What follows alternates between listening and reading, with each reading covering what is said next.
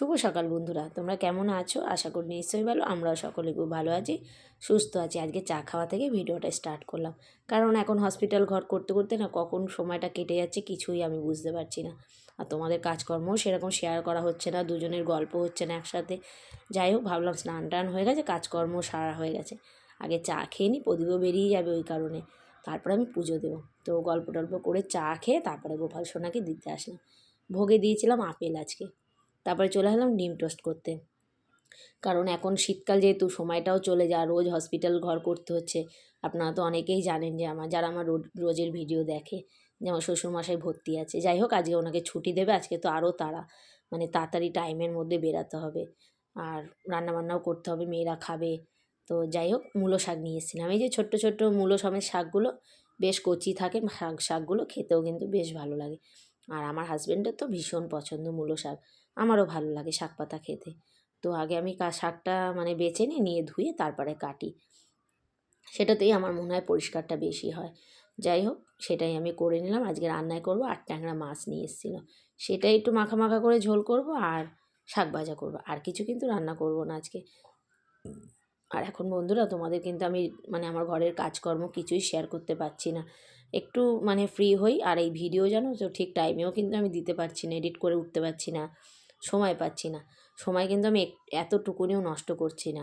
মেয়ে গেছিলো স্নানে বাথরুমে, তাই আমি কাচাকুচিগুলো রান্না সেরে নিয়ে আসলাম ছাদে। আর রোদ গায়ে লাগছে, বেশ ভালোও লাগছে কাচাকুচি করতে। তো কেচে একবারে মেলে দিলাম। তো তারপরে খাওয়া দাওয়া করে দেখতে দেখতে কিন্তু 3:30 বেজে গেল। দেখো, মা মেয়ে আর প্রদীপ বেরিয়ে যাচ্ছি হসপিটালের উদ্দেশ্যে, কারণ আজকে ওনাকে ছুটি দেবে। সেই কারণে দেখো, ওনাকে তো আর ট্রেন বাসে আনতে পারবো না, আর আমরা ওই জন্য বাইক নিয়ে নিই। তা মেয়ে বললো চলো মা, আমিও তাহলে চিনে আসি, কোনো সময় যদি দরকার লাগে আমি দাদুকে নিয়ে যেতে পারবো। যাই হোক, ওরাই আমাদের এখন ভরসা, আর কিছুই না। আমরা যাচ্ছি হচ্ছে ট্রেনে। তো এখান থেকে বেলঘরিয়া চলে গেলাম, বেলঘরিয়া অটো করে চলে গেলাম। তারপরে স্টেশনে গিয়ে প্রদীপ ওইদিকে টিকিট কাটছে, কিন্তু জানো তো এত লেট হয়ে গেছে, ট্রেন লেট ছিল। আমরা গিয়ে দাঁড়িয়ে আছি, এত ট্রেন লেট ছিল, হসপিটালে পৌঁছাতে প্রচুর টাইম লেগে গেছে। যাই হোক, বুঝতে পারিনি, মানে বিপদ আর যখন আসে না, সবসময় পায়ে থাকে, সেটাই হয়।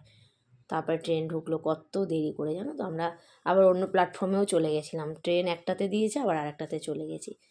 দেখতে দেখতে চলে আসলাম হসপিটালে, অনেক লেটও হয়ে গেছিলো। তো এখানে তো একজন করেই ঢুকতে দেয়, যেহেতু মেয়ে চিনতে পারবে না, অনেক রিকোয়েস্ট করে মেয়েকে নিয়ে চলে গেলাম ও দাদুর রুমে একটু দেখাতে। আর একটা কীর্তি হয়েছে, একটা মানে না ওলা না উবের, কিচ্ছু মানে নিচ্ছিল না।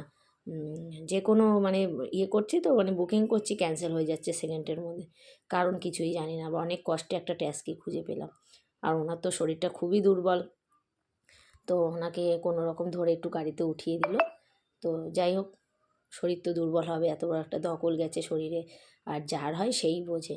আর আমাদের মানে হসপিটাল থেকে আমাদের বাড়ির দূরত্বটা বেশ কিন্তু অনেকটাই, আর জ্যামও ছিল, জানো তো। আমরা তবে ভেতরের রাস্তা থেকে ড্রাইভার দাদা আমাদের নিয়ে আসলো।